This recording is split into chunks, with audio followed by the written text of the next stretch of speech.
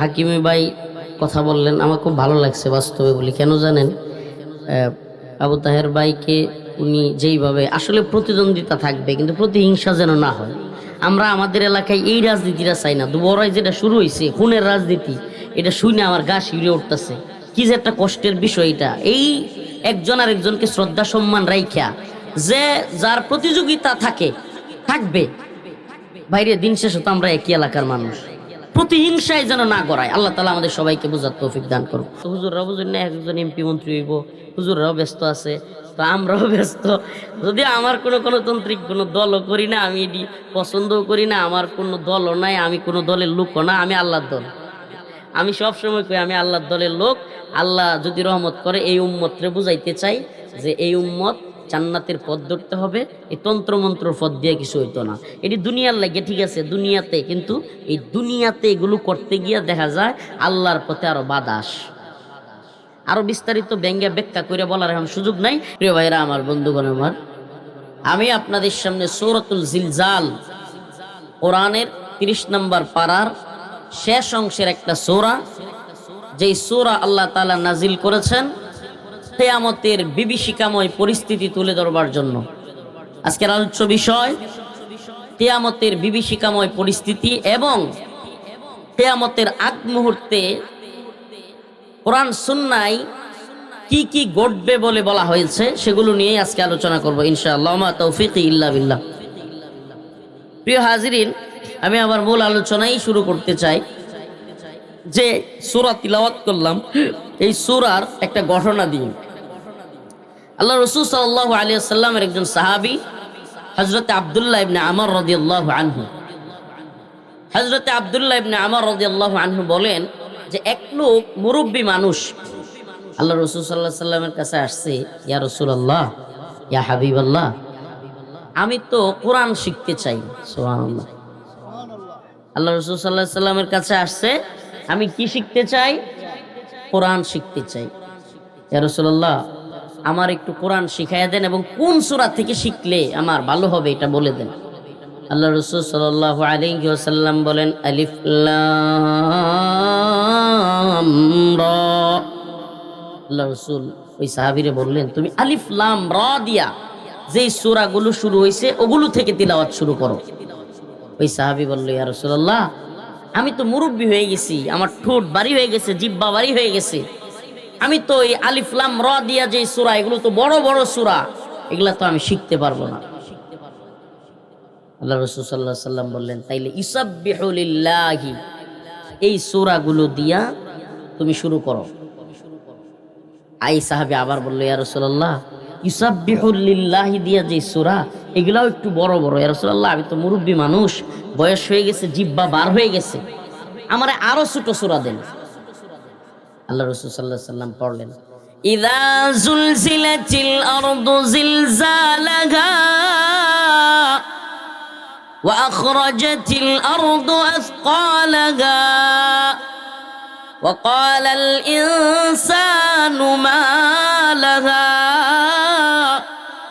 ইয়াওমাইযিন তুহাদ্দিসু আখবারাহা। আল্লাহ রাসূল সাল্লাল্লাহু আলাইহি ওয়াসাল্লাম বলেন, তুমি ইযা যুলজিলাতিল আরদু জিলজালাহা এই সূরা থেকে তেলাওয়াত শুরু করো।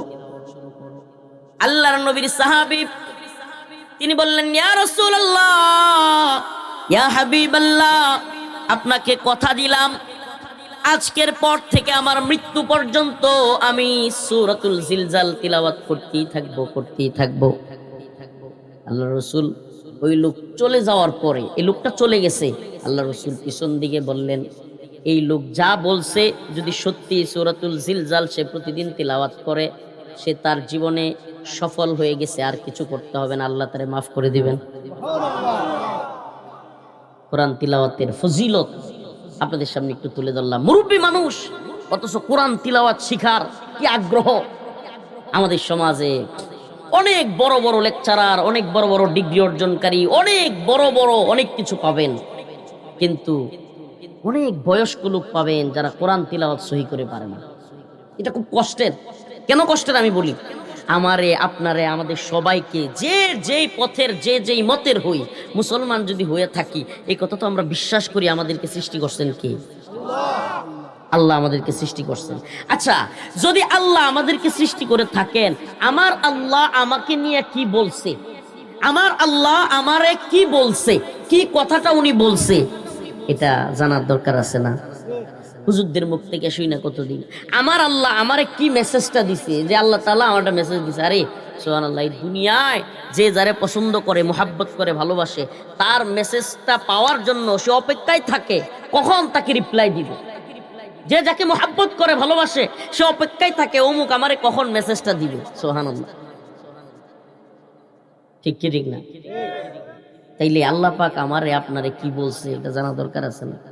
মুরব্বী অনেক মানুষ ভালো কইরা ছোট ছোট সূরাগুলো পারে না, নামাজের সূরাগুলো পারে না। আমি আমার আব্বার কথা বলি, আমার আব্বা তাবলিগে যাইতেন, মারা গেছেন উনি। পরিচিত মানুষ তো অনেকের সাথে পরিচয় থাকতে পারে, শাহাবুদ্দিন সাহেব লেটির গান্দার। আব্বা প্রায় 50+ বয়সের পরেও আমার কাছে কোরআন শিক্ষার চেষ্টা করতেন। এরপরে আমি মানে একটু ভুল বেশি ধরি, আব্বা কয় তুমি করা হেডমাস্টার, তোমার দিয়ে হইব না। পরে গেছে আমার এক চাচাতো ভাই ছিল ওর কাছে, কিন্তু আল্লাহর বান্দা মৃত্যুর আগ পর্যন্ত কোরআন পড়ার চেষ্টা করছে, কায়দাটা শেষ করছে। যখন সিফারা নিব মানে হইলো ঢুকছে কোরআন শরীফ, আল্লাহ তাআলা তখন তার ডাক দিয়া নিয়ে গেছেন। একবারে কোনো কিছু হয় নাই। ওই যে আমাদের কেয়ার বন লারে না, ধানের বন লারে, যে এই বন লাড়তেছে হঠাৎ করে পইরা, মানে বন লাড়তেছে অবস্থায় দাইরা ছেড়ে দিছে, ছেড়ে দিয়া পড়ে গেছে গা।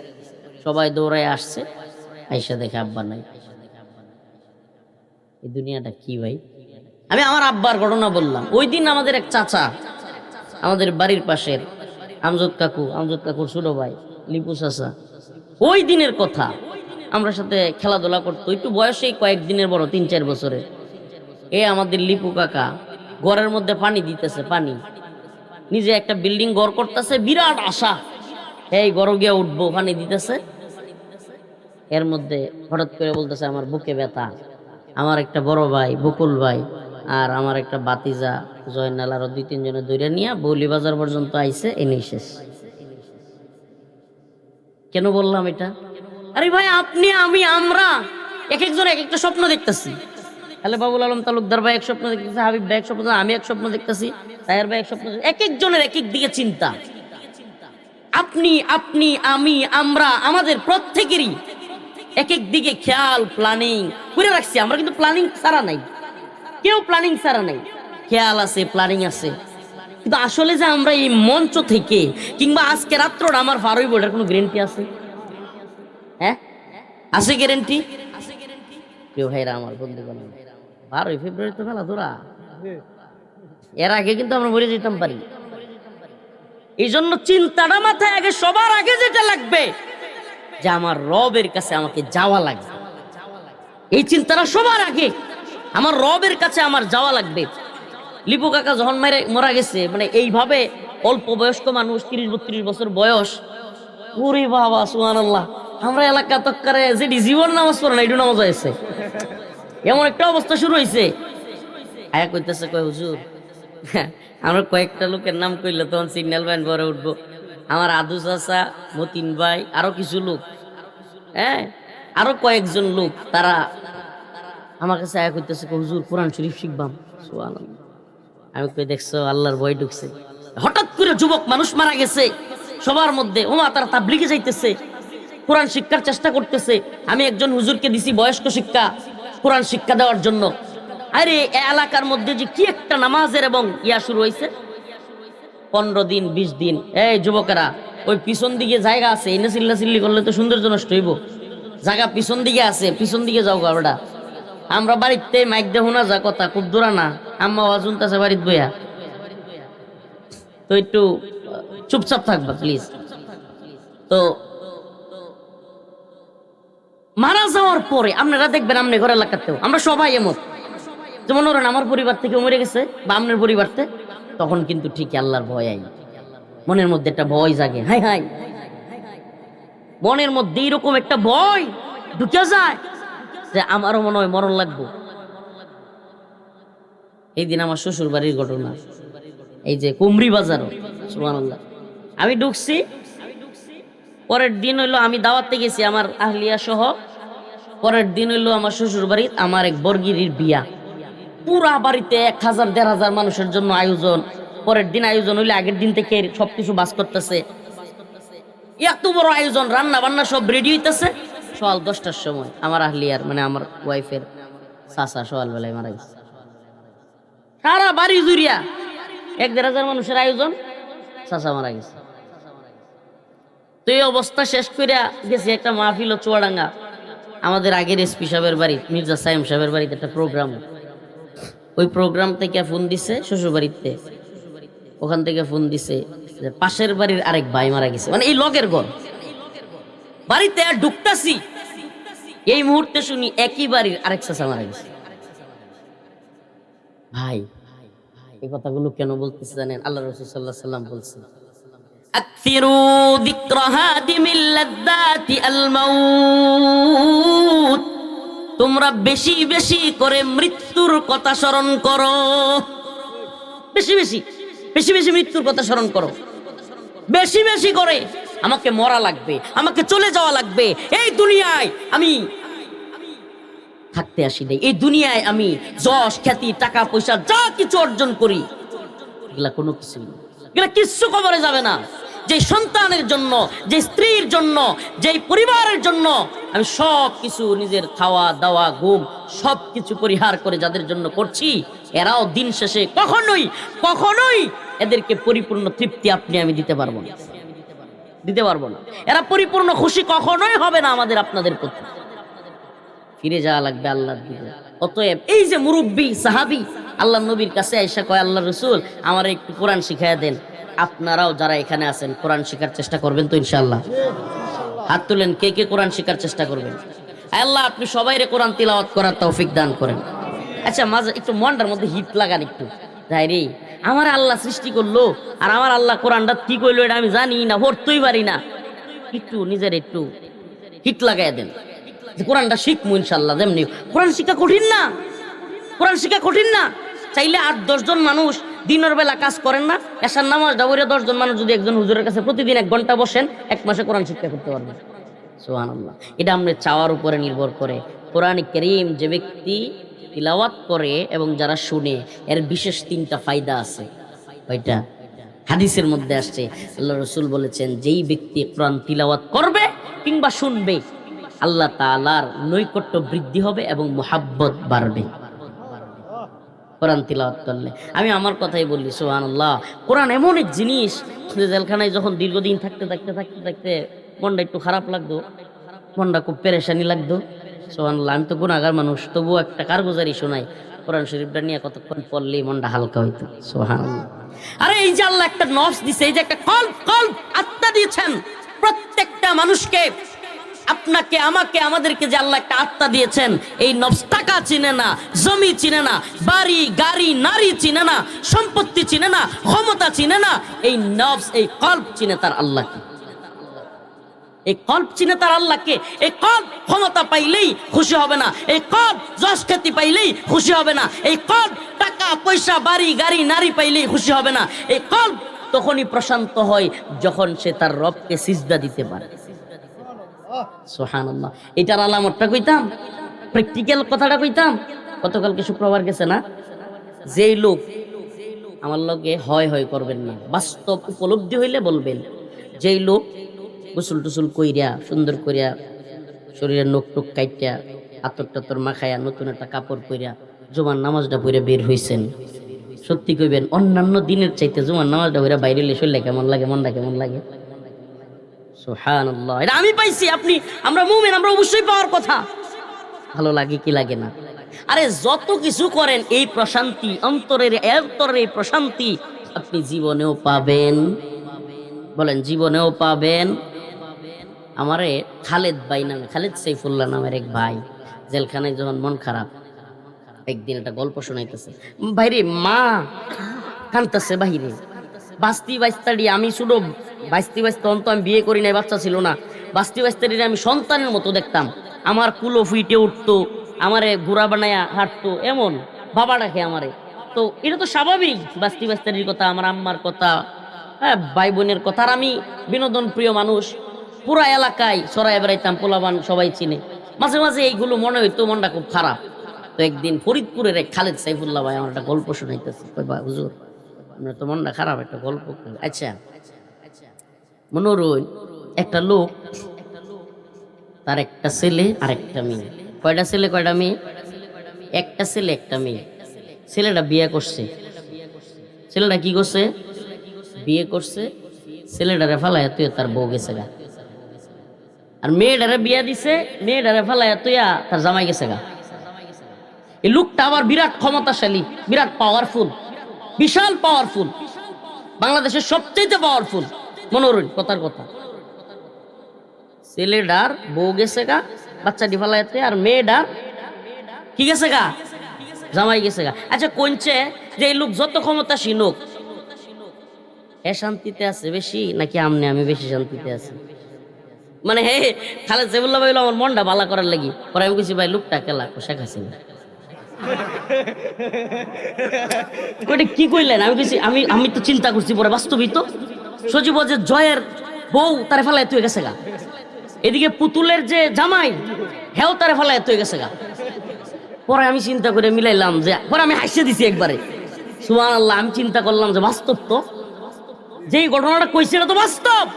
সুবহানাল্লাহ। সে ক্ষমতাসীন প্রধানমন্ত্রী হইয়াও তার কাছে তার মেয়ের নাতিরা কান্দে, নানু নানু আমার আব্বার আইনা দাও, আর ছেলের নাতিরা কান্দে, দাদু দাদু আমার আম্মার আইনা দাও। কিন্তু হ্যাঁ কেউ আর আইনা দিতে পারে না। তাইলে হ্যাঁ শান্তিতে বেশি না আমি শান্তিতে বেশি? সুবহানাল্লাহ। আমি কোরআন তিলাওয়াত করি, নামাজ পড়ি, হে নবুয়ে সরকারের খাওন কে, আমরা সরকারি লোক। সুবহানাল্লাহ। আল্লাহ তাআলা সুবহানাল্লাহ কলবে সালিম, কলবে সালিম, প্রশান্ত আত্মা যদি কাউকে দিয়া দেয়, পৃথিবীতে আর কিছু দরকার নাই। আমি তো মাঝে মাঝে সুবহানাল্লাহ বলি, আল্লাহ তাআলা আমাকে রাজা বাদশাদের চাইতেও সুখে রাখছে। কেমনে? কারণ আমাদের ক্ষমতা দরকার নাই, টাকা পয়সা কিছু দরকার নাই। আল্লাহ তাআলা যেই সুখে আমাদেরকে রাখছে, কেন? সুবহানাল্লাহ। এই দুনিয়ায় লক্ষ লক্ষ মানুষ আমাদেরকে মুহাব্বত করে, এটা একটা প্রশান্তি। আপনি দেশের যে কোনো প্রান্তে যাবেন, আলহামদুলিল্লাহ। আমি কলমাকান্দা পাঁচগাঁও গেছি, আমার লোক এরা পোলাবান যদি আপনার এলাকার এরাও গেছেন কয়েকজন। কলমাকান্দা পাঁচগাঁও বাজারও ওই পাহাড়ের চিপা দিয়া এক লোক, এই যে ছোট ছোট বুট বেছে না, বাদাম বেছে না, গলাতে এভাবে ঝুলাইয়া, এই লোক আমার এদিকে ভাঞ্জা ধরেছে, কান্দতেছে। আমি বলছি বাবা আপনি কান্দুনকে, জেলতে বাইরে কয়েকদিন পরে গেছে। বলছি বাবা আপনি কান্দুনকে, বাবা কত জন্য ফল রোজা রাখতে আপনার লাগি দোয়া করছি, আপনার জন্য মুক্তি হয়। চোখ দিয়ে আমার কান্না, আমার খুশিতে এতটি করে বুট বাদাম বেহের পকেটও দিচ্ছে। মেলা মানুষ গেছি আমরা, হুজুর একটা টিয়াও দেন না, যে আমি একটা কান্দে দেন। সুবহানাল্লাহ। একবারে পকেট বইরে এক একজনকে বুট। আমি কিছু আপনি কি ব্যবসা হইব এটাতে? আমার ব্যবসা লাগতো না, আমি যে আপনারা দেখছি পাইছি এটাই খুশি। সুবহানাল্লাহ। আমি চিন্তা করলাম সুবহানাকা ইয়া রব উহিব্বুকা ইয়া রব। আরে সম্মান দেনে ওয়ালা কি? কুলিল্লাহুম্মা মালিকাল মুলক তুতিল মুলকা মান তাশা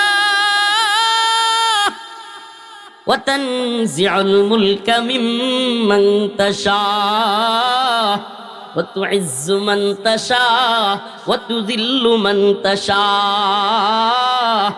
বিয়াদিকাল খায়র ইন্নাকা আলা কুল্লি শাইইন কাদির। আমার আল্লাহ রাব্বুল আলামিন বলেন, কুলিল্লাহুম্মা মালিকাল মুলক, সমস্ত মুলুকের মালিক কে? আরো জোরে আওয়াজ করে বলেন কে? তুতিল মুলকা মান তাশা।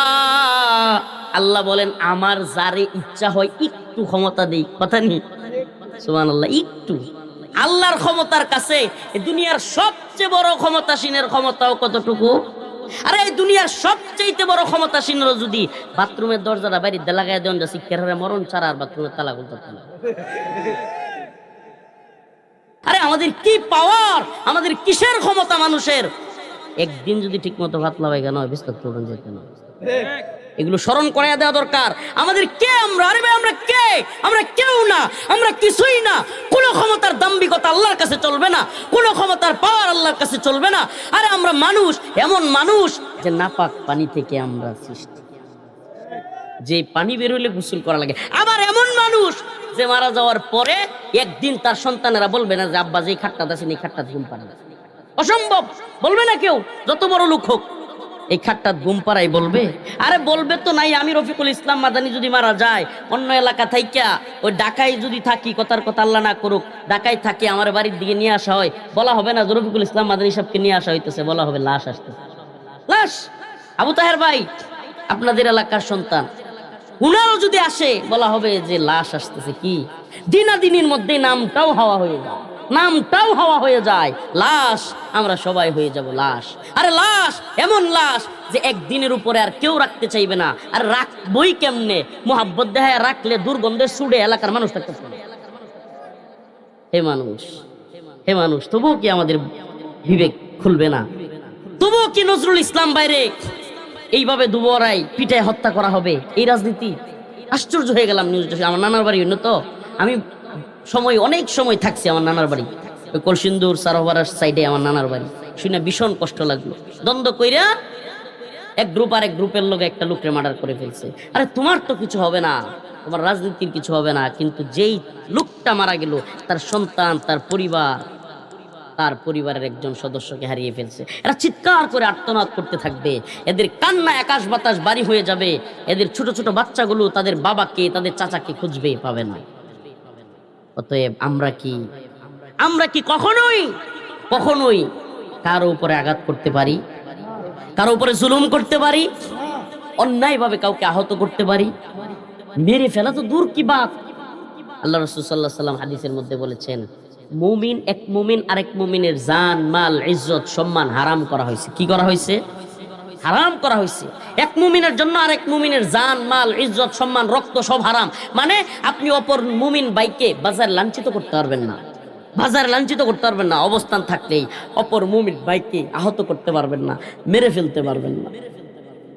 প্রিয় ভাইরা আমার, বন্ধুগণ, আপনাদেরকে বলি, আরে ভাই, যেই মানুষটা আপনার পাশের বাড়ির আপনার জন্য দৌড়ায় লাশের খাটিয়া নিয়ে আসবে, আপনার জন্য যেই মানুষটা দৌড়ায় আপনার জানাজায় শরীক হবে, যেই মানুষটা আপনার জন্য কলাপাতা রেডি করবে, আরে এই মানুষগুলোই তো আমার আপনার এলাকা। তাইলে আমরা যে জমির এটা সেটার বিভিন্ন ইস্যু নিয়ে এক ভাই আর এক ভাইয়ের সাথে লাইগা যায়, মাথায় গিয়ে বাড়ি মারি, কত কিছু, এই ধরনের কাজ আমরা করব? এই জমি, এই সম্পদ আমাদের সাথে কবরে যাবে? যাবে? সব যেন শুনি, সব যেন জানি, তবুও যেন কিছুই আমার কানে ঢুকে না। আমি যেন এক রোবটের মতো চলছি, আমার যেন কোনো কিছুই কানে যাচ্ছে না। যেদিন আমি মরবো সেই দিনই যেন আমি বুঝবো, আরে ওই দিন বুঝা তো কোনো লাভ হবে না, ওই দিন বুঝা তো কোনো লাভ হবে না। প্রিয় ভাইয়েরা আমার, যে কথা থেকে গেছিলাম, হযরত আব্দুল্লাহ ইবনে আমর বলেন, এক লোক আল্লাহ রাসূলের কাছে কোরআন শিখতে আসছিল, মনে আছে? তো সেই ব্যক্তিকে আল্লাহ রাসূল সাল্লাল্লাহু আলাইহি ওয়াসাল্লাম সূরাতুল জিলজাল তিলাওয়াত করতে বলেছিলেন। আপনাদের উদ্দেশ্যেও বলবো, অন্তত পক্ষে কিন্তু অনুরোধ থাকবে, 10টা থেকে 12টা সূরা ছোট্ট হোক শিখার চেষ্টা করবেন। এই মুরব্বীরা চেষ্টা করবেন তো ইনশাআল্লাহ? আমি আমার বাবাদেরকে বলি, আপনারা যদি শিখবার চান কেউ যোগাযোগ করেন, আমি শিক্ষক রেখা দিব, বেতনও দিতে হবে না।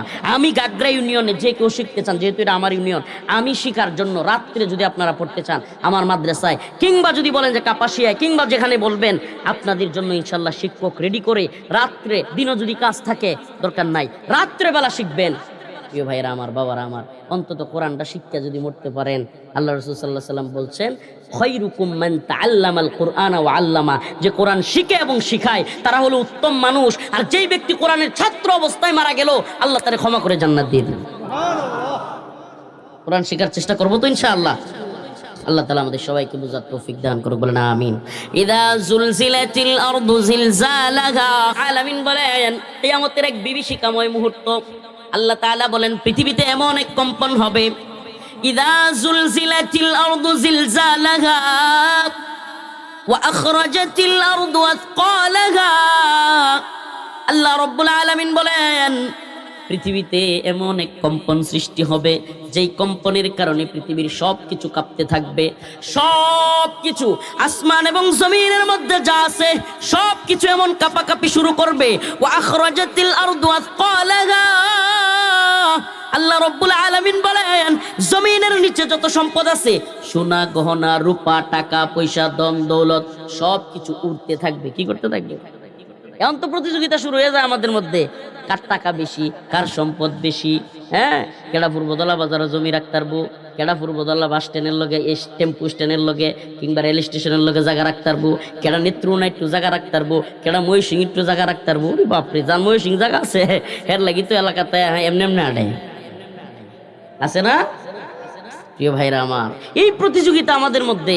আল্লাহ রাসূল সাল্লাল্লাহু আলাইহি সাল্লাম বলেছেন কিয়ামতের আগে কিছু জিনিস বেড়ে যাবে। আমি আপনাদের সামনে কয়েকটা আলামত বলছি, নিজের সাথে মিলাইয়া নিবেন। যদি ওই দিকে চইলা যান, আল্লাহর রাস্তে নিজেরে ফিরে আনবেন। কিয়ামতের আগে কিছু আলামত বেড়ে যাবে। আমরা সবাই কিন্তু ইমাম মাহদী আলাইহিস সালামের কথা শুনেছি। কিয়ামতের আগে কে আসবে? ইমাম মাহদী আলাইহিস সালাম আসবে। দাজ্জাল নামক এক ভয়ঙ্কর এক চক্ষুওয়ালা, কানা এক চক্ষুওয়ালা, যার কপালে লেখা থাকবে কাফের। মুসলমানরা সবাই দেখবে কাফের, কেউ তারে প্রভু মানবে না। কিন্তু যারা মুসলমান নয়, যারা ঈমান আনতে পারবে না, যারা মুনাফিক, মুসলমানদের মধ্যেও যারা মুনাফিক, এরা কাফের লেখা দেখবে না। ওই দাজ্জাল আসবে, এটা আমরা জেনেছি। ইয়াজুজ মাজুজ আসবে, এটা আমরা শুনেছি। ইয়াজুজ মাজুজ এক বিরাট পাহাড়ের ভিতরে আটকা আছে, বিরাট পাথরের দেওয়ালের মধ্যে আটকা আছে। কোথায় আছে আল্লাহ জানেন। দাব্বাতুল আরদ নামক একটা প্রাণী আসবে, এগুলো আমরা শুনেছি। এগুলো হলো কিয়ামতের বড় বড় আলামত। ঈসা আলাইহিস সালাম আবারও আগমন করবে, এটা আমরা সবাই জেনেছি। কিন্তু আরো কিছু ছোট আলামত আছে। কিয়ামতের আগে জিনা ব্যভিচার বেড়ে যাবে, নাউজুবিল্লাহ। কিয়ামতের আগে খুন খারাপি বেড়ে যাবে, নাউজুবিল্লাহ। খুন খারাপি বাড়তেছে না কমতেছে? আমাদের সমাজে হুমানে খুন খারাপি হইতেছে। দিনে দুপুরে শরীফ ওসমান হাদি ভাইকে এভাবে শহীদ করা হলো, মেরে ফেলা হলো গুলি করে, তার খুনিকে ধরা যাচ্ছে না। কয়েকদিন আগে আরেকজন মুসাব্বির নামে আরেকজনকে হত্যা করা হলো। এখন এই যে দেখলাম দুবরায় আরেকজনকে হত্যা করা হলো। খুন খারাপি কিয়ামতের আগে বেড়ে যাবে। আমরা কি আল্লাহ রসুল বলেছেন খুন খারাপি বেড়ে যাব, তাইলে আমিও দুইটা খুন খারাপি কইরা আল্লাহ রসুলের কথাটা সত্য প্রমাণিত করি। আল্লাহ রসুল বলছেন যে কিয়ামতের আগে খুন খারাপি বেড়ে যাবো, তাহলে আমরা কি করব? নিজেরাই মার্ডার করবো যে আল্লাহ রসুলের কথাটা সত্য হোক না। আল্লাহ রসুল কেন বলছেন? আল্লাহ রসুল এই জন্য জানাইছেন যেন তুমি খুনিদের কাতারে না যাও, যেন আমরা খুনিদের কাতারে না যাই, আমরা কখনোই খুনি না হই, খুনির মানসিকতা আমাদের মধ্যে তৈরি না হয়। যা কিছু হয়ে যাক, জীবনে কোনোদিন এক মুমিন ভাইকে হত্যার চিন্তাও যেন মাথায় না আসে। আল্লাহ রসুল সাল্লাল্লাহু আলাইহি সাল্লাম বলেছেন, কোরআন বলছে যেই ব্যক্তি একটা খুন করলো অন্যায় ভাবে, সে যেন পুরা পৃথিবী, পুরা জগৎকে খুন করলো। নাউজুবিল্লাহ। আমরা কি খুন খারাপি করব? আমরা কি নেশা মাদক ইয়াবা সেবন করব? তার উপরে জুলুম করব, অশ্লীলতা বেহায়াপনা করব, তার উপরে নির্যাতন করব, নিপীড়ন করব? প্রিয় ভাইয়েরা আমার, এগুলো করব না। আল্লাহ রসুল বলেছেন কিয়ামতের আগে সম্পদের বড়াই বেড়ে যাবে। কিয়ামতের আগে বাড়ি করার প্রতিযোগিতা শুরু হবে। কে কার চাইতে বড় বাড়ি করতে পারে, কে কার চাইতে উঁচু দালান করতে পারে। গরিবের সন্তান, যার টাকা পয়সা নাই, যার কিছুই নাই, আল্লাহ রসুল বলছে বকরি লালনকারীরাও বড় বড় বিল্ডিং করার চেষ্টা করবে।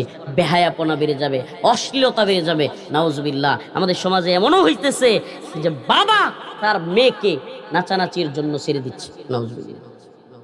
বাবা তার মেয়েকে কিভাবে নাচাইতে পারে?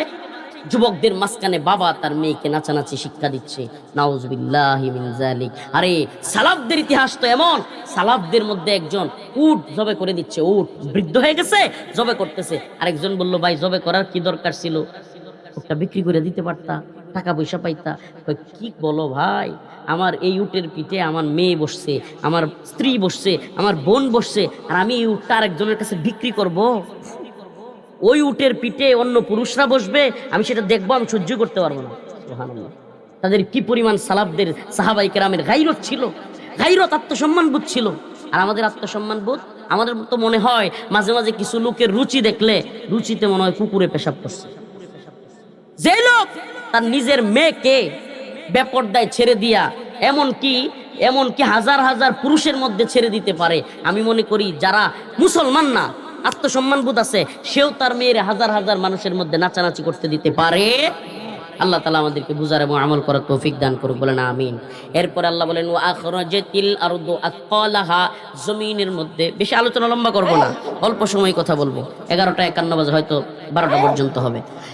আল্লাহ তাআলা বলেন যে আখরাজাতিল আরদ আসকালাহা, জমিন থেকে সব বের হইয়া উঠতে থাকবে, টাকা পয়সা, দম দৌলত, স্বর্ণ গহনা রূপা সব উঠতে থাকবে। ওয়াকালাল ইনসান মা লাহা, মানুষ বলবে আই হাই এগুলা কি হয়ে গেল?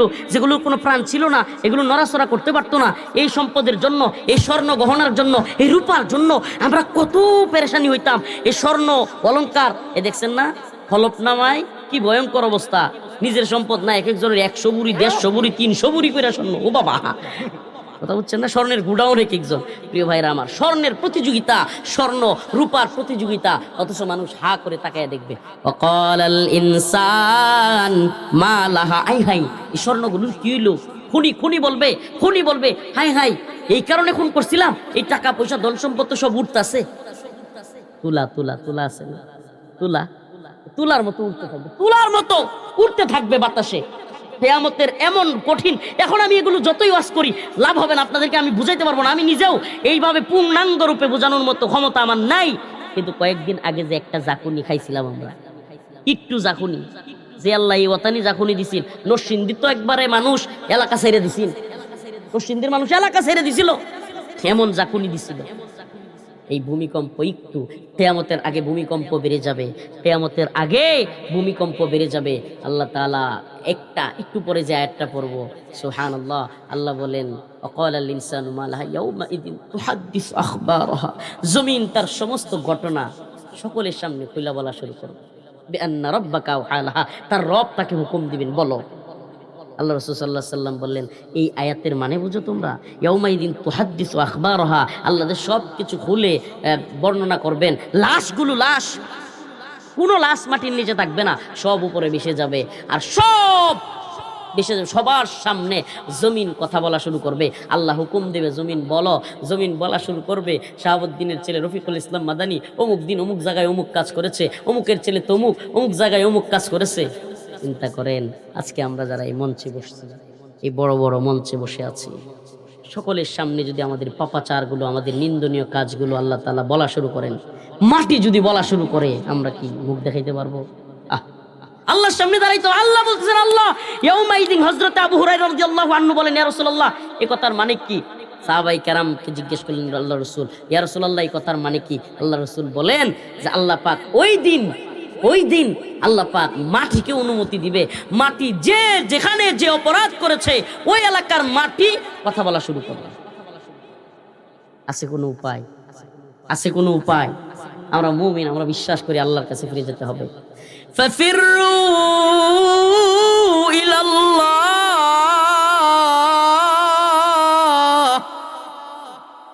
ইন্নী লাকুম মিনহু নাযীরুম মুবিন। আল্লাহ তাআলা তার বান্দাদেরকে ডাইকা বলেন, আয় আয় আয়, আমার বান্দা আমার কাছে ফিরে আয়। وكلهم آتيه يوم القيامة فردا, এক এক করে প্রত্যেককে, অমুকের ছেলে অমুক, তমুকের ছেলে তমুক, প্রত্যেককে আল্লাহর সামনে দাঁড়াইতে হবে। ও আব্দুল্লাহ, ও শাহাবুদ্দিন, ও রফিকুল ইসলাম, ও অমুক, ও তমুক, এইভাবে ডেকে ডেকে আল্লাহ তাআলা, ও আব্দুল্লাহ, ও আব্দুর রহমান, ও আব্দুল কুদ্দুস, ও আব্দুল মুত্তালিব, ও অমুক, ও তমুক, প্রত্যেককে আল্লাহ রব্বুল আলামিন ডেকে ডেকে তার সামনে দাঁড় করাবেন এবং প্রত্যেকের কাজগুলো আল্লাহ তাআলা তার সামনে বর্ণনা করবেন। মিথ্যা সাক্ষী দেওয়ার কোনো সুযোগ নাই। কেউ বলতে পারবে না আমি অমুক কাজ করি নাই। যে বলতে চাইবে আমি অমুক কাজ করি নাই, সাথে সাথে তার সমস্ত কিছু জমিন বলা শুরু করে দিবে, তার হাত বলা শুরু করবে, তার পা বলা শুরু করবে, তার শরীরের অঙ্গ প্রত্যঙ্গগুলো শুরু করবে বলা। আয় হায়, কি এক মুসিবতের দিন শুরু হয়ে যাবে। সবকিছু যখন জমিন বলা শুরু করে দিবে, যাওয়ার কোনো উপায় থাকবে না। আল্লাহ রাসূল সাল্লাল্লাহু আলাইহি ওয়াসাল্লাম বলেন, অতএব আমাদের সবাইকেই ভালো হয়ে যেতে হবে, নামাজ পড়তে হবে। আল্লাহর জমিনে আল্লাহর নাফরমানি করা চলবে টাকার জন্য, ক্ষমতার জন্য, যশ খ্যাতির জন্য, কিংবা প্রভাব প্রতিপত্তির জন্য, জমি জামার জন্য কেউ কারো উপরে জুলুম করা যাবে? এই কথা বলেন, যাবে? কেউ কারো উপরে জুলুম করা যাবে না। আল্লাহর কাছে ফিরে যেতে হবে, অবশ্যই ফিরে যেতে হবে। এই লাইট যেমন সত্য, এই মাইক যেমন সত্য, এখানে বয়ান হচ্ছে যেমন সত্য, এই পূর্বধালায় আমরা আছি যেমন সত্য, আল্লাহ পাক কোরআনে বলছেন তার কাছে ফিরে যেতে হবে, এটা তার চেয়ে 1000 গুণ বেশি সত্য। যেতে হবে কি হবে না? আল্লাহর কাছে যেহেতু যাইতে হবে, আসেন না একটু মিলাই যে আমরা কয়জন আজকে ফজর, হাত তুলবেন না, ফজরের নামাজ কয়জন পড়তে পারছি।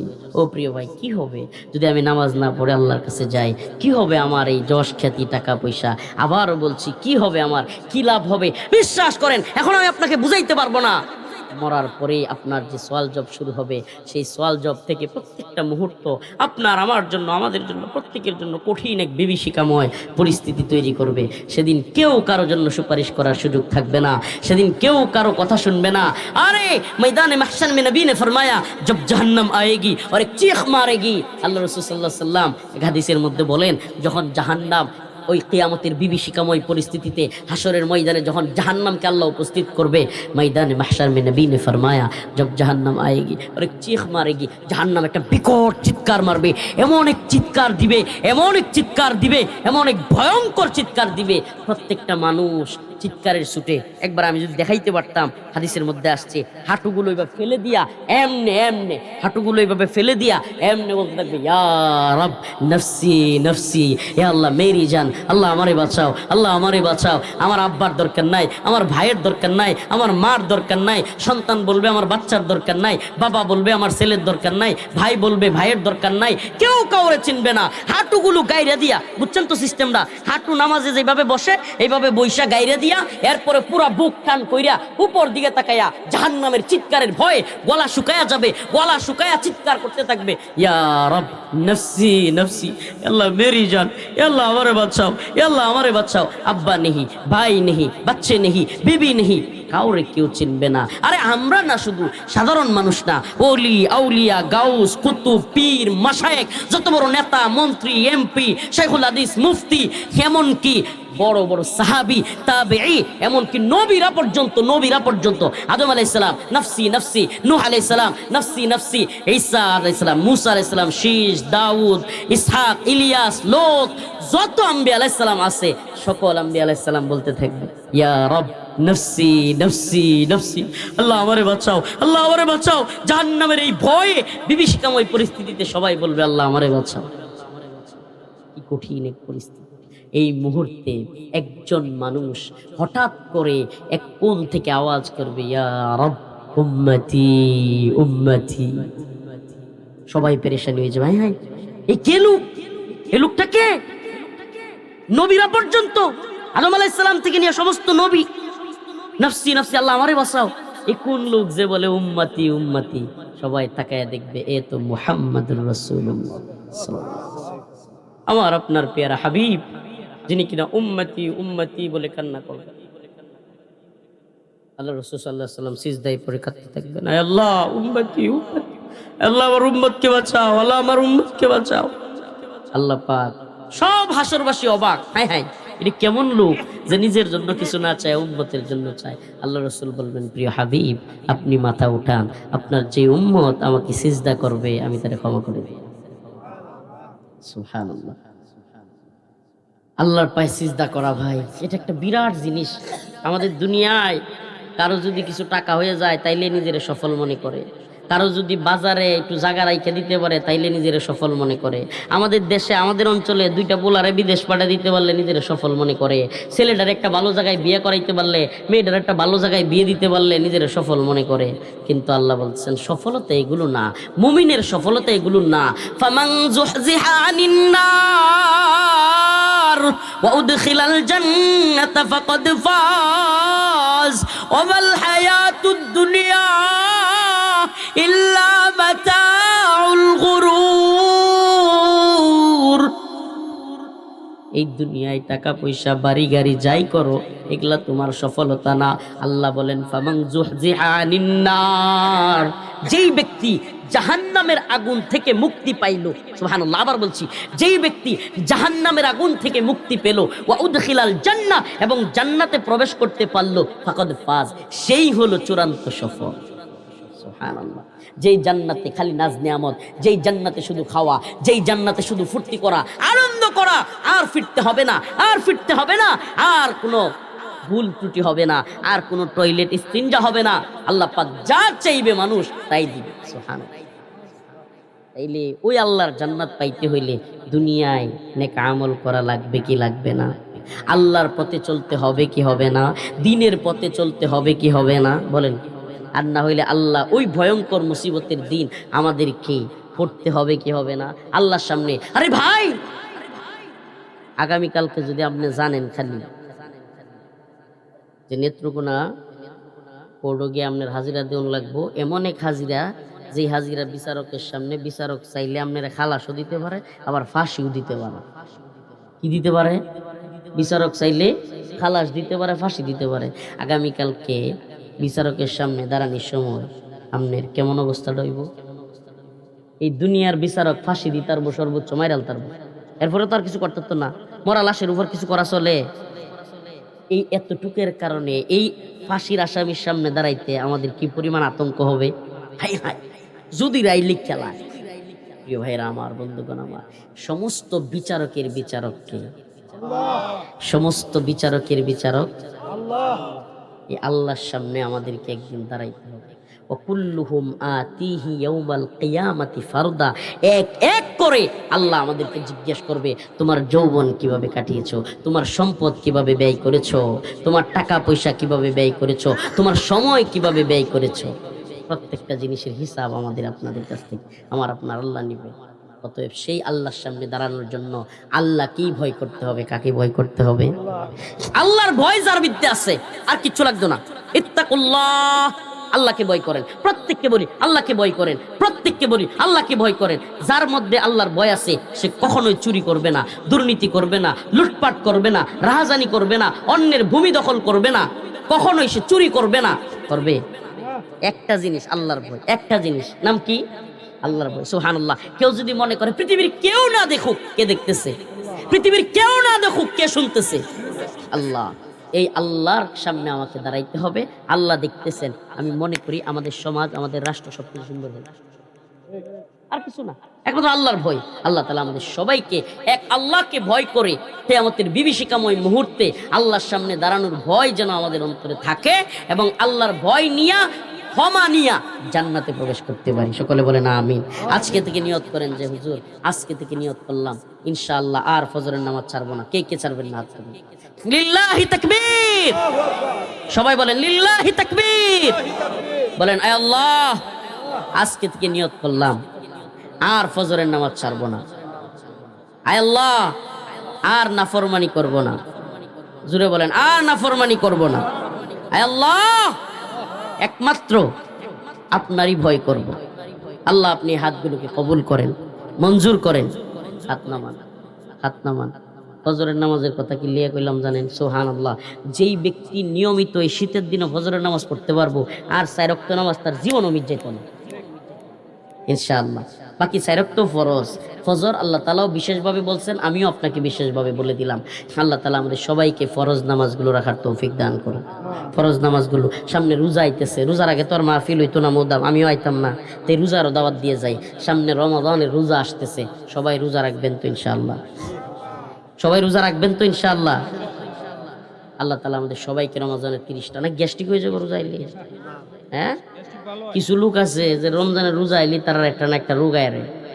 হ্যাঁ, আমাদের এলাকার মা বোনেরা ঠিক মতো পর্দা করুক আর না করুক, শাস্টল ঠিকই পর্দা করে। আরে কত বাহারি রঙের পর্দা, এই পর্দার ভিতরে ঢুকবাই? হ্যাঁ, আমি হাত দিন তেলে দেখবা মায়াই আপনারা বাজার দিতে পর্দা আসেনি, আমরা বাজার দিতে দেখবাম। আমি হঠাৎ করে বোরকা তোলা দেয় কিন্তু পর্দার ভিতরে ঢুকতে পারবাম। কিছু কইতার না, আমি আরো লোক লস্কর লয়ে লইয়াম, কইলে কিন্তু উপায় নাই। রোজাটা সারেন না, আল্লাহ জোর করে কি রোজা আইতার বা মারলে গরো খায়াল বা ছোটবেলা কত পানির তলে ডুব দেওয়া খায়ালছি না, রোজা দেহানির লেগিয়া কত। আমার অনমনা আছে একটা কত ঘটনা ছোটবেলা মনে পড়ছে। মেক্সিমুল গেছি আমার এক কাকার বাড়ি, বুঝছেন?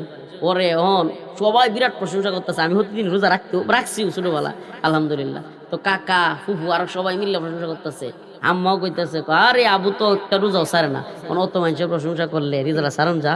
কিন্তু আমার যে খিদা লাগছে, মানে আমি কি কইলাম, মেক্সিমুল তখন স্কুলও পড়ি, বয়স একবারে মনে হয় 10-12 বছর। তখন আমি কি করবাম চিন্তা করে পাইতেছি না। কাকুরা বাড়িতে গেছি, তখন সবাই যেমনে চাপা মারছে, আমি যদি গিয়ে কই দিল ভাত দেওয়ান, এখন তো আর উপায় নাই। পরে মেক্সিমুলের স্কুলের ভিজিট দেয়া দোয়ানতে আগে আরেকজনদের দেয়া, এই যে কাকুর একটা মেয়ে আছে এটা কইছি তুই গিয়ে এই যে ইয়া বানাইতেছে যে এটি আনকা আনলে স্কুলের পিছনে দুইজনে বইয়া খাইছি, খাইয়া এরপরে বাড়িতে আইছি, বাড়িতে আল্লাহ সবার লোক ইফতার করছি শর্মে, কিন্তু বিরাট খিদা লাগছে, বাস্তব কথাটা কইলাম। 10-12 বছর বয়স, তবুও মানুষের সামনে খাইছি না। আর আমাদের কি চরিত্র হয়ে গেল, আমরা বয়স হইয়া অনেকেই বাজারও গিয়া খাই, মনে করি বাজার রোজাদারের সামনে সিগারেট খেলে আমি মনে বড় নেতা, আমনে চাইতে বড় সিটার দুনিয়াত নাই। আমনে বাজারও গিয়া রোজাদার মানুষ, সে কষ্ট করতেছে, আল্লাহর বিধান মানতেছে, আর আমনে বাজারও গিয়ে সিগারেট খাইয়া দেখাইতেছে আমনে বড় বেটা। আমনে বড় বেটা না, কব্বর বুঝবে গেলে বুঝবে না, করে সিটিং করে শেষ করে দেবে। কব্বর গেলে বুঝবেন আমনে কথা নি বড়।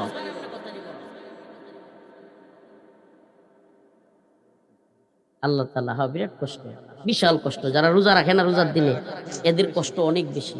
আল্লাহ তাআলা আমাদের সবাইকে রোজা রাখার তৌফিক দান করুক, 5 ওয়াক্ত নামাজ পড়ার তৌফিক দান করুক। আল্লাহ তাআলা আমাদের সবাইকে খাজা খাওয়া থেকে হেফাজত করুক। এটা কি লিখে কইছে জানো? এই কয়েকদিন পরে আমরা এলাকাতে একটা বিরাট কিছু মানে এই নইল গাঞ্জা খাওয়ার আড্ডা খানা, বুঝছেন? এগুলো কেউ যাইবেন না আল্লাহর রাস্তায়, আপনারা দাওয়াত দিয়ে গেলাম, এগুলা বন্ধ করতে হইব আমাদের। আমি কালকেও একজনের তারা বাড়ির কইছি যে ভাই, এই যে গাজার আড্ডা, এই যে নারী পুরুষ একলগে নাচানাচি, এই যে নাউজুবিল্লাহ বেহায়াপনা, এরপরে হইলো কি আরেক আজীব অবস্থা, কের বলি ওই বেটেন বলি নদীতে গোসল করে আয়া ইয়া দিলে বলি কবুল হয়ে যায়, এই যে পাত্তর উল্টাইলে। এই কারণে বেটেন আরে পুরুষ মানুষের সামনে মহিলা মানুষজন এইভাবে কাপড় চোপড় করে গোসল করে আয়ে, অবস্থাটা কি পরিমাণ বিশ্রী লাগে দেখতে, এটা আপনারা বুঝাইতে পারবো না। এটা বিরাট কষ্টের একটা বিষয়। এখান থেকে মহিলারা ডুব দিয়ে নদীতে আইবো, আয়ের হাত তুলে উল্টাইবো। এই জঘন্য কাজগুলো আমাদেরকে পরিহার করতে হবে, এই বিশ্বাসগুলো মাথা থেকে জারিয়ে ফেলাই দেন। আরে ভাই, আমার আল্লাহ বড় না বাবা? কথা কোন, আল্লাহ বড় না বাবা? তাইলে আল্লাহর ঘর মসজিদও কালকে কইছিলাম যে আল্লাহর ঘর মসজিদও জীবনে কোনোদিন কেউ যেইবা গেছে এইবা না আয়া এমনি এমনি আইসে, গেলে এমনি এমনি আমরা এটি কিটা এটি কি তা কয় বাইতুল্লাহ গেছে হাজি সাহেব, হাজি সাহেব থাকতে আমি আওয়াজ করে আইছি, বাইতুল্লাহ কোনো হাজি সাহেব গিয়া কাবা আল্লাহর ঘর এটাতেও কেউ এইভাবে অন লাগছে, আল্লাহর ঘরের থেকে এটা বেশি সম্মানীয় হয়েছে। ওমা এনো গেলে তারা এইভাবে কয়তো, মানে ভাই এইগুলা হয়েছে কি জানেন, এখনো পর্যন্ত কুসংস্কারগুলো আমাদের সমাজে রয়ে গেছে। কুসংস্কার ছাড়া যেই অলিয়া উলিয়ার নাম কয়, এই সমস্ত অলিয়া উলিয়া যাদের নাম কয়, এরা জীবনে কোনোদিন তার বউরে ব্যাপার দেয় ছাড়ছে? এই করমসা টিপুসা তাদের স্ত্রীদেরকে ব্যাপার দেয় ছাড়ছে? তাইলে এটা কোন ধরনের ফিরালি? আপনার স্ত্রীর পর্দা নাই, আপনার বোনের পর্দা নাই, আপনার বাচ্চার পর্দা নাই, আপনি বরুণ না নামাজ, আপনার হইন না রোজা, আপনার বাড়ি গাঞ্জা খায়, আপনি হয়ে গেছেন গাফির। বন্নামির একটা জায়গা আছে তো। আরে ভাই, আল্লাহর দিন মানুন না, আল্লাহর কোরআন মানুন না, আল্লাহর কোরআনের বিধান মানুন না, একটা বিধান আপনার মধ্যে নাই, আপনি নিজেরে ফিট দাবি করেন। আল্লাহ তাআলা এদেরকে হেদায়েত দান করেন। আল্লাহর হস্তে কই আমি এনে তখন যেহেতু একটা নির্বাচনী রুলস আছে, বলতে পারবো না, নাইলে মঞ্চে বলতাম। আমি বলবো সবাইকে সম্মিলিতভাবে, ভাই আমনের বাড়ির যদি বক্তরা আই, এটা তো ভালো জিনিস, আমনের বক্তরা মোহাব্বত করে, হাদিয়া দেয়া আমনেরা যদি একবারে মাথা থেকে পাওয়া পর্যন্ত ঘুরিয়ালা, আমরা কোনো কিছু যায় আসে না।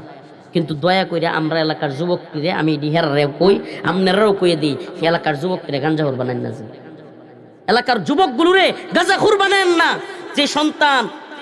যে সন্তানটা নেশাকুর হয়ে যায়, সেই বাবা জানে এই সন্তানের নিয়ে কত কষ্ট। একটা নেশাকুর সন্তান বাবার কথা শুনে না, এটা যে কি কষ্টের। অথচ যদি আপনার কোনো আশকারা পায়া যদি একজনের একটা সন্তান নেশাকুর হয়ে যায়, এই দায়ভার আল্লাহর কাছে আপনারও দিতে হবে। অশ্লীলতা বেহায়াপনা, এরে ভাই যুবক বয়সও যদি শুনে যে অমুক জায়গায় সেরা সিরি এক লোকে নাচতাছে, একটা মেয়ে মাইক লুয়ে এইভাবে এইভাবে গান কইব, মেয়েটা যখন এইভাবে হাত লুয়ে আমার গান কইব, তখন মেয়েটার চিন্তা করেন তো, আমি আর গভীরে যাইতে চাচ্ছি না, তখন মেয়েটার কোন জায়গাগুলো ছেলেরা দেখবে? তো এইগুলোই তো দেখতে যায়, এছাড়া আর কি আছে? আরে ভাই এছাড়া কি আছে? নাউজুবিল্লাহ। এই কাজগুলো করবার জন্য উন্মুক্তভাবে আমরা কি আচ্ছা, আমরা যদি আপনারা সব কাজ করতে দেয়ালাই, আল্লাহর কাছে কি আমরাও জবাব দেওয়া লাগতো না? কইতো না যে আল্লাহ কইতো না যে তোরা গাগরা ইউনিয়ন বাড়া ইসলাম আলেম বানায়া তোরা সবাই চিনতো মোহাব্বত করতো, তুই যে এই কথাটি কইলি না, মানুষের যে বারণ করলি না, আল্লাহ আমারও ধরতো না? আমি বাইরে কই আমার কি আপনার লগে জমিলে শত্রুতা আছে? নাই তো কেন লগে, আমি কেনলেগি কই, আমি কই এই জন্য যে আপনারা যেন বুঝেন যে আমরা আপনারা মোহাব্বত করি, আমি চাই আল্লাহর রাস্তায় আমরা সবাই মিলে জান্নাতে যাব। আল্লাহরে সাক্ষী রেখে বলতেছি, এছাড়া কোনো চাওয়া নাই। আপনার জমি আমি নিতাম গানা, আপনার টাকা আমি নিতাম গানা, আপনার কোনো কিছু আমার নেওয়ার ইচ্ছা নাই, কিন্তু আমার চাওয়া একটাই যে আল্লাহ তাআলা যেন আমরা সবাই রে এইভাবে সমাজও যেমন একলগে থাকি, জান্নাতেও যেন একলগে থাকতে পারি। এটাই চাওয়া। ওয়াল্লাহি আল্লাহরে সাক্ষী রেখে বলতেছি, ক্ষমতা দেহানি, প্রভাব দেহানি, নাউজুবিল্লাহ, যশ খ্যাতি বাইরে আমি অনসুর মানুষের মতো চলি। আমি একবারে ফ্রিলি চলার চেষ্টা করি সবার সাথে। আমার সাথে কাছে যারা যায় এরা কইতে পারবো আল্লাহর রহমত। আমি চেষ্টা করি যেন আল্লাহ না করুক আমার পরিস্থিতি এটা সেটা। আরে কেয়ার গোড়ার ডিমের পরিস্থিতি দিয়ে কি হইব? আল্লাহ যদি আমার ক্ষমা না করে ধরা খায়া যায় আল্লাহর কাছে, এই সারা দেশের পরিস্থিতি দিয়ে আমার কোনো লাভ হইব? আল্লাহ যদি মাফ করে দেয় তাইলে লাভ হইব। এই জন্য আপনাদেরকে বলবো যে ফাহেসা কাজে শরীক হবেন না, এটা মুমিনের কাজ না। আল্লাহর কাছে ধরা খাওয়ান লাগবো। এই নাচানাচি দেখলে আল্লাহর কাছে ধরা, আরে ভাই গোপনে যদি কোনো ব্যক্তি গুনাহ করে, আল্লাহ চাইলে হে আর আল্লাহ ছাড়া কেউ জান না। মনে করেন গোপনে একটা লোক অপরাধ করে ফেলছে, কে জানে? আল্লাহ আর আপনি। আল্লাহ মাফ করে দিতে পারে, কিন্তু জনগণের সামনে যে অপরাধ করবে, পাপ করবে, এই জনগণ তার সাক্ষী দিব, দিব কি দিত না? তাইলে এই যে ওপেন মঞ্চ কইরা অশ্লীল নাচানাচি, রাত 1-2টার সময় ডিজের গান লাগাইয়া সিরিয়ার সেরা মিল্লা গান গাইয়া একটা তুলকলাম কাণ্ড, মুরব্বী মানুষরা ঘুমাইতে পারে না, অনেক অসুস্থ মানুষ ঘুমাইতে পারে না, এই বিশাল মাইক টাইক লাগাইয়া একটা বিরাট কিছু। এরপরে মহিলাদেরকে এইভাবে, এগুলোর থেকে আমি বাঁচতে চাই, এগুলো থেকে আমাদের সমাজকে আমি বাঁচাতে চাই, ওয়াল্লাহি আল্লাহর কসম। এছাড়া আমাদের পুরো ব্যক্তিগত প্রতিহিংসা প্রতিশোধ কারো প্রতি নাই। আল্লাহ তাআলা আমাদের সবাইকে বোঝার এবং আমল করার তৌফিক দান করুক। ওয়া আখিরু দাওয়ানা আনিল হামদুলিল্লাহি রাব্বিল আলামিন। আসসালামু আলাইকুম ওয়া রাহমাতুল্লাহি ওয়া বারাকাতুহু।